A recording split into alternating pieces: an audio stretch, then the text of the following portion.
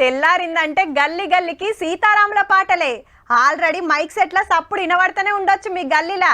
సీతారాముల బొమ్మలు కొనుక్కొచ్చి గుళ్ళల్లో పెట్టిండ్రు. దేవుని పెండ్లికి మనుషులే పెండ్లి పెద్దలయ్యే భాగ్యం మరి. అటు పిల్లోళ్ళు ఇటు పిల్లగానోళ్ళు కలిసి సంబురంగా లగ్గం చేస్తారు. దానికి ఇంకా టైం ఉంది కానీ గుళ్ళకాడ సౌలతులు ఎట్లున్నాయో అరుచుకుందాం పాండ్రి.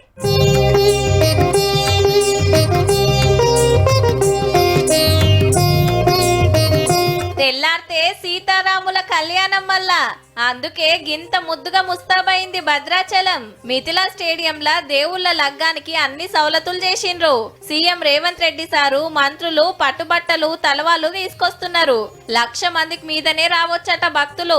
గుడి చుట్టుముట్టు టెంట్లు సల్వ పందిళ్లు. ఎండాకాలం కాబట్టి సల్లగుంటానికి భక్తుల మీద నీళ్ల తుంపర్లు పడతట్టు మిషన్లు పెట్టి మంచి నీళ్లు సల్లబొట్టు సౌలతి గిన చేసిండ్రు ఆఫీసర్లు.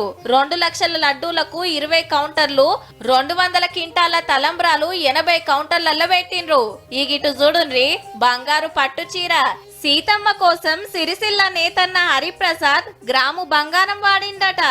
అగో చీర మీద సీతారాములు లక్ష్మణుని బొమ్మనేసిండు. చీర మొత్తం కూడా శ్రీరామ రామ రామేతి మనోరమే అనే శ్లోకం దాదాపు 51 సార్లు వచ్చే విధంగా. ఇక గుడికి లైటింగ్ చూడుండ్రి ఎంత ముద్దుగుందో. భద్రాచలంలోనే కాదు తెలంగాణ అంతటా రామయ్య గుళ్లను షింగారిచ్చిండ్రు మంచిగా.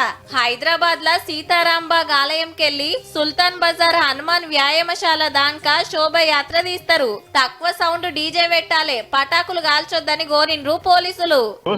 తోసేయాలని ఈ పద్ధతి బాగుండదు.